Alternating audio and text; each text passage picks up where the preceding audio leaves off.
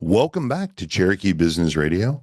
I'm your host, Joshua Kornitsky, and I've got a great guest here with me today. But before we get started, I just want to let you know that today's episode is brought to you in part by our community partner program, the Business Radio X Main Street Warriors, defending capitalism, promoting small business, and supporting our local community. For more information, go to mainstreetwarriors.org. And a special note of thanks to our title sponsor for the Cherokee chapter of Main Street Warriors, Diesel David Inc. Go check them out at dieseldavid.com. Well, my guest today is someone that I've known for a little while, and he's really got quite a good story to tell. I'd like to introduce Jon Wilhoit, a professional implementer of the Entrepreneurial Operating System, EOS. Welcome, Jon. How are you? Good, Josh. Thank you for having me. Oh, it's a pleasure to have you here. So tell us a little bit about yourself so that we understand kind of how you arrived where you are. Good, good. I am, believe it or not, a native of Atlanta. I've lived here all my life, with the exception of a couple of stints in Texas. I'm married with three adult children, but my family has been filled with entrepreneurs for as long as I can remember. And my turn came in the early 2000s when I started and ran an executive search firm that was focused on high-level software salespeople. We had a great run. It became something of a niche leader in our space, but chased the wrong shiny object. And I know a lot of business leaders can understand that. They get Sure. distracted, they lose focus, and next thing I know, I was closing the doors to the business. Really? But I wound up in the software world.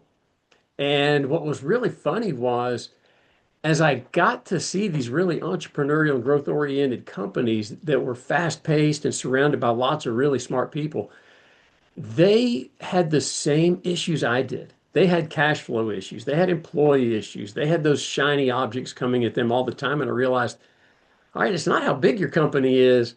We're all facing the same challenges. So it was an eye opening thing. And then, of course, the entrepreneurial bug bit me again.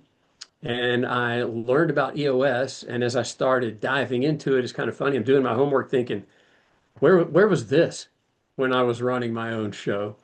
And it just looked like a great opportunity to kind of flip the script a little bit to help companies and business owners become really great companies instead of where before I was helping companies develop great sales teams. So it just kind of expanded the scope a little bit.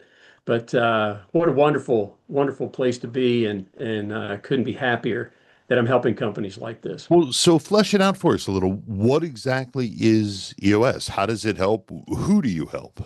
Yeah, yeah, that's a great question. EOS, like you mentioned at the beginning, stands for Entrepreneurial Operating System.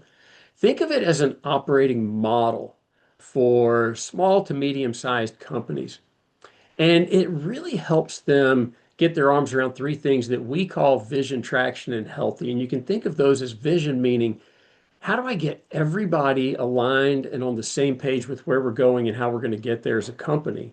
And Okay. then traction, meaning operating throughout the whole company with discipline and accountability. So everybody really knows what their job is and how to get it done. And then healthy, because so many companies, they are really an accumulation, oftentimes, of people that were available in the right price when they were hired, but over time they don't necessarily fit the job anymore. So we help them make sure that they're really developing open, honest, and healthy teams so that they've got the right people that are going to help them, migrate into a more successful pace. So on that healthy part, right?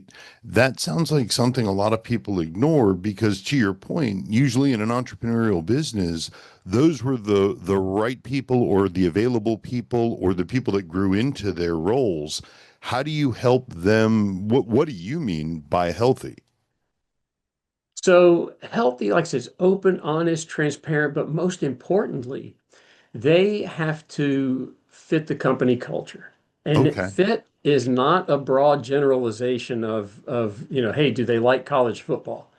This is defining what are the really core values of the company, and then Okay. making sure that every employee is exhibiting those core values on a consistent basis. So let me Starting give at you a the a leadership quick, team or pardon me? I didn't mean to step over you. I said starting at the leadership team. Absolutely. Okay. Yes, it has to start there. Everything starts at the leadership team, and then as the leadership team goes, so goes the rest of the company, right? Okay. So a good example of that, an EOS client here in Atlanta was an engineering firm that had plateaued at about 15 people. And that was very common in that industry. They make enough money as an architect or an engineering firm to support a partner or two, but it's not enough to really promote the next level of engineers or architects into that role. So they hit what we call a ceiling. They implemented EOS, and in 4 years, they went from 15 people to 120. Wow. And as I, caught up with the exec that runs the show there, we were having lunch, and I kind of cornered him. I said, "Okay, but what happened? What changed? What was so different?" He said, "Well, it really changed things on a holistic level. It made us just a different company. We were more vibrant. We really knew where we were going and how we were going to get there, and we could leverage that. But the real impact came on the people side." And he said, when we started hiring to our culture, all of a sudden, the people that were in the company that were creating friction or really weren't getting their jobs done, those people, we found another way for them to either be successful somewhere else Right. or really to fit better into the company. Now they knew they had targets that they had to meet that were in that culture framework.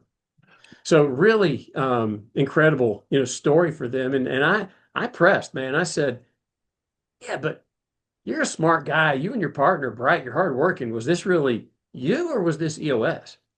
And his response was no, no, this was EOS because without EOS, we'd be lucky to be about 30% of where we are today. Wow. So tremendous success story. And again, he really, you know, gives EOS the credit for it. That's fantastic. So how long does the process generally take? So when we work with clients, every client obviously is different. Sure. And we work with them in what are full day sessions. So I'm not a consultant. I'm not coming in to bring, piles of advice and looking for other projects that I can kind of land and expand. You may have heard that in the business Sure. world. That's a consulting arrangement or relationship in most cases. Yeah, yeah. So this is a very structured process in which I am a teacher, facilitator, and coach. And in these full day sessions, I'm working with a leadership team to really draw out of them all of the elements of the EOS structure that they need to be ultimately successful. They're the ones that are defining where the company is going. They're the ones that are really surfacing what those core values are and validating those. They're the ones that understand what the focus of the company is, what the ultimate targets are, and how we break those down. So it starts with the leadership team. It's typically about 5 sessions or 6 sessions in the first year and about 5 in the second. After about 2 years, I've taught them most of what they need out of EOS, all of our tools and disciplines. Some companies will then what we call graduate, where there's a big celebration. Sure. Or they may say, hey, look, we really love the fact that you come back every quarter. You are a kind of outside perspective on things. You're the one that really can help us and maybe even sometimes play referee when conversations get difficult, and they do, and that's healthy when everybody's focused on the same goal and there's a disagreement, simply means that two opinions are clashing, but the ultimate solution is going to be the right one. So as long as everybody's focused on what's right for the company, that's okay, but it helps sometimes to have somebody there that's not got a daily, place in the mix so that you can really help them through that and there's no residue left over from the conversation. Well, and it sounds like the only agenda that you have, if you're acting as a coach and a facilitator, is to get them moving in the right direction. Not if you're inside of that organization, right? You're gonna have your own perception of how you think things ought to be, versus you're coming at a higher level. And it sounds like most of the time when you hear about something like this, you think, well, John must be in there just telling them what to do. Doesn't sound like that here. You're No, not at going to all. dictate. Yeah. Not at all. I defer to them quite often, but I also will call things out that I see when we're in session together. Someone may be being conspicuously quiet. And a lot of times it's because there's a thought in their brewing that needs to come out. So we say, look, you've got to be open and honest. Be open, listen to the perspectives of your peers. Be honest, say what has to be said, because if you leave the session with something unsaid that was important to the group, you've taken away from the value that you can bring to the company. So I don't want to go in and dictate. I want to go in and, like I said, facilitate, draw out of the leadership team. What is the right direction? What are the right aspects of this that we want to bring forward to the company overall? Because once we've got it established at the leadership team, now we're going to press it down into the organization overall so that everybody has a clear vision of where the company's going. Everybody knows how the company's going to get there. Everybody understands what it means to operate with discipline and accountability and really get that traction within the organization. And then once you combine that with having the right people in the organization, it's just incredibly powerful.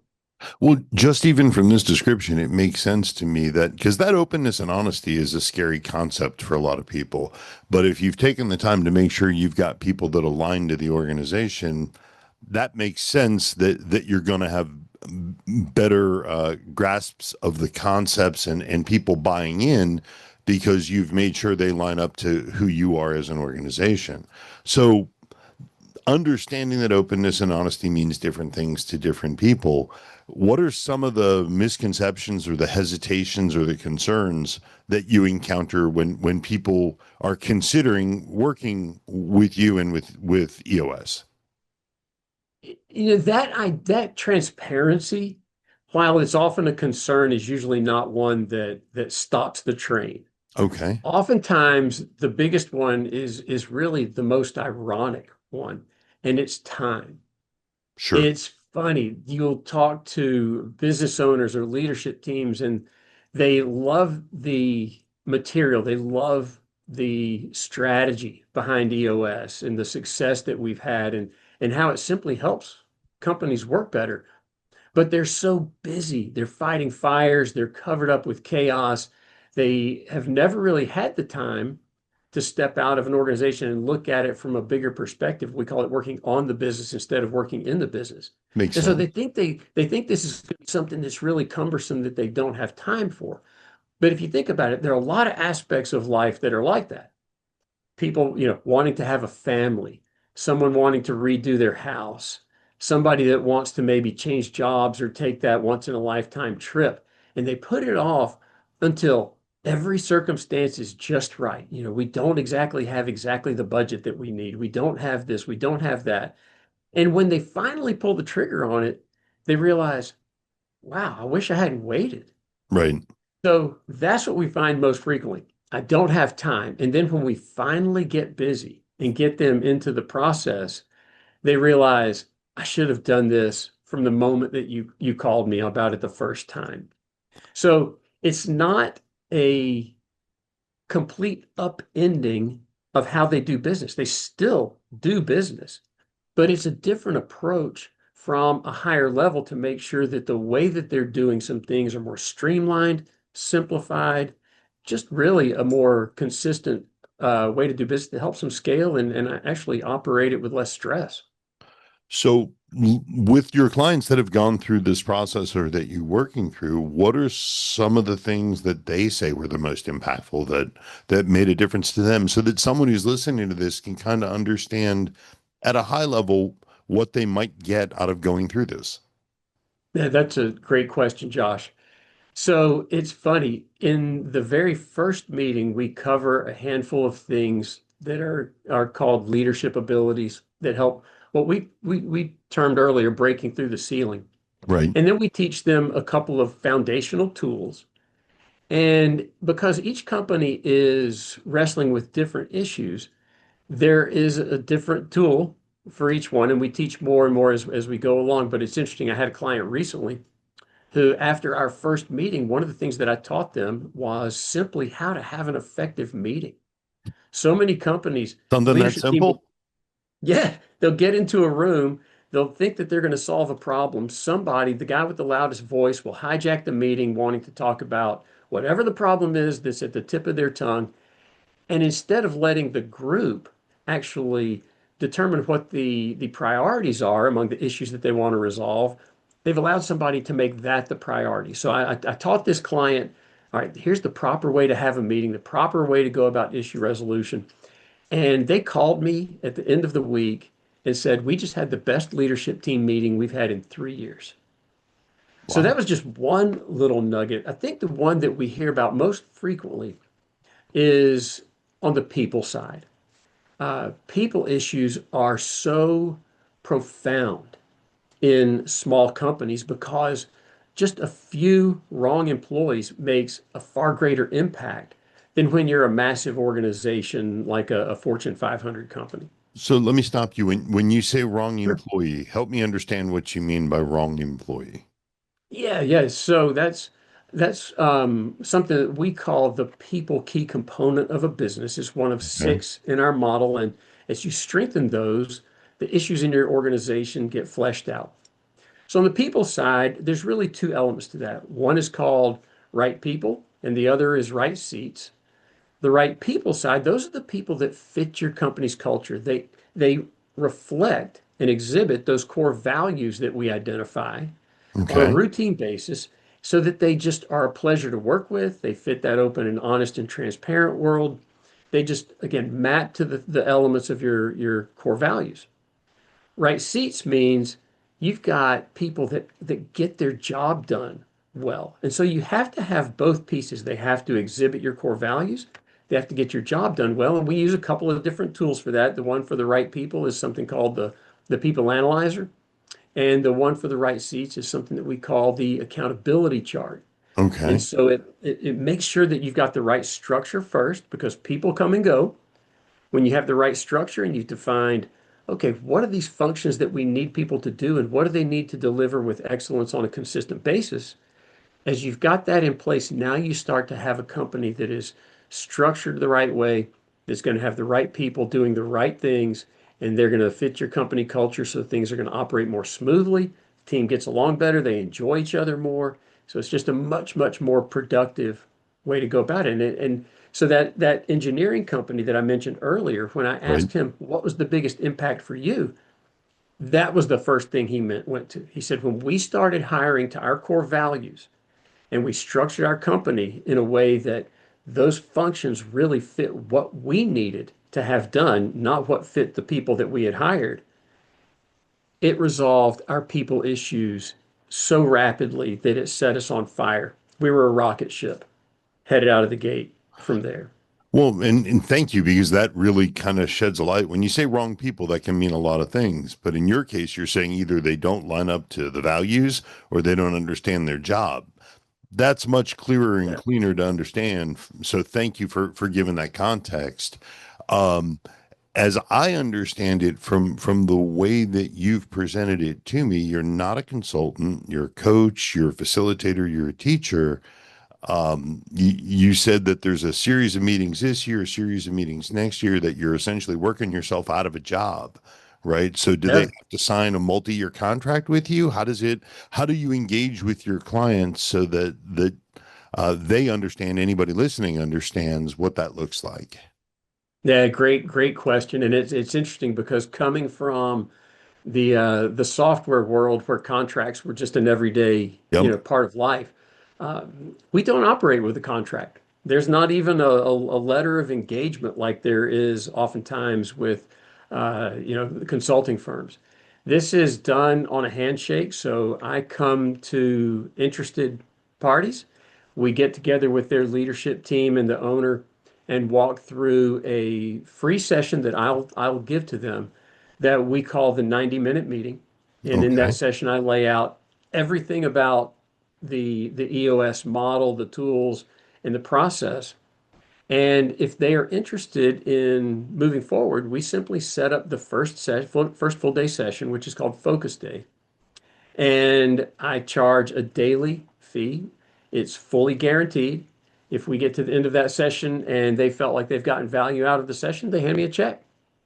And if for some reason they felt like the session was not valuable, then they don't hand me a check. And That's quite a guarantee. it is. And we just feel like it keeps my interest aligned with theirs and ensures that they have comfort that, hey, look, we're not going to waste a whole day of our time. They've really Sure. got to have something to offer. And again, we're in about 30,000 companies around Wow. the country that, the percentage of ones that say, yeah, this isn't for us in that first session is minuscule. I can So in believe fact, it. I mean, it I don't out of the hundreds of EOS implementers that I know, I don't know one that's happened to. must be a lot of value that you're delivering.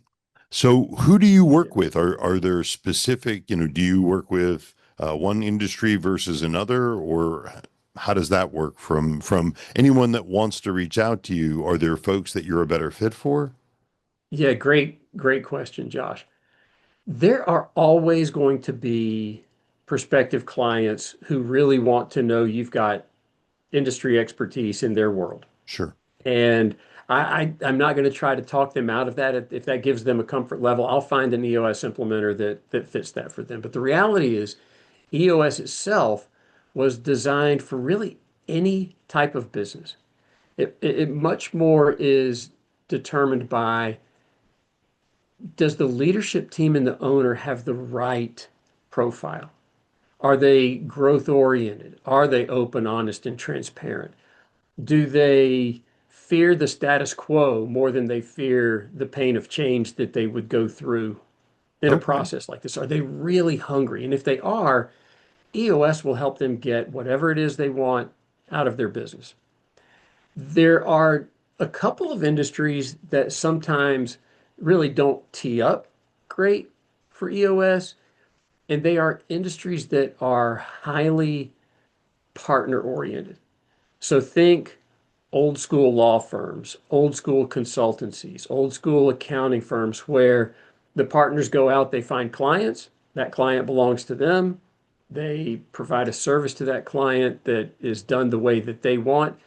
So they typically aren't as open to a management or an operating model coming down from someone else telling them how to do things. They become more resistant. Well, So sure, they know best, yeah, but what's funny is one of my clients is a law firm, right?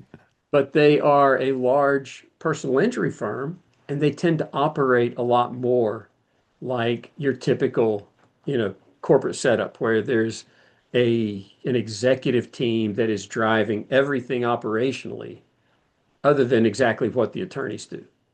That makes sense. So it sounds like really anybody that's interested should reach out because you're not ruling anybody out that you may be able to help.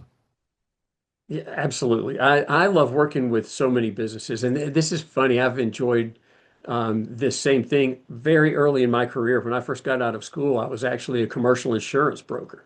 Okay. And I love the fact that I got to go into new businesses all the time and learn what they did, whether they were a manufacturer, a printer, a services company of some kind, retail. I had a company up in North Georgia that was supposed to be a hardware store, but the reality was they had a lumber yard, they had a multi-unit retail deal in this small town. So it was just fun to get to know these clients and understand what they did and all the intricacies of their business. And that's what I get to do now as It well. certainly seems like you enjoy what you're doing, John. So what's the best way for folks to reach you? And Yeah, it's a we will blast. share all your links and all of that on our site when we go live. Thank you. Thank you for that. Yeah, so either email, which is John spelled Jon, no H, Okay. Jon dot Wilhoit, Wilhoit, at eosworldwide.com. Or they can text me at 404-431-8771. Okay. And we'll have all that information again. My guest today here has been Jon Wilhoit, professional implementer, coach, teacher, and facilitator of the entrepreneurial operating system. John, I can't thank you enough for your time today. I learned a lot and I really appreciate you sharing. Yeah, thank you, Josh. This was great. Really had a Um, good time. thank you so much.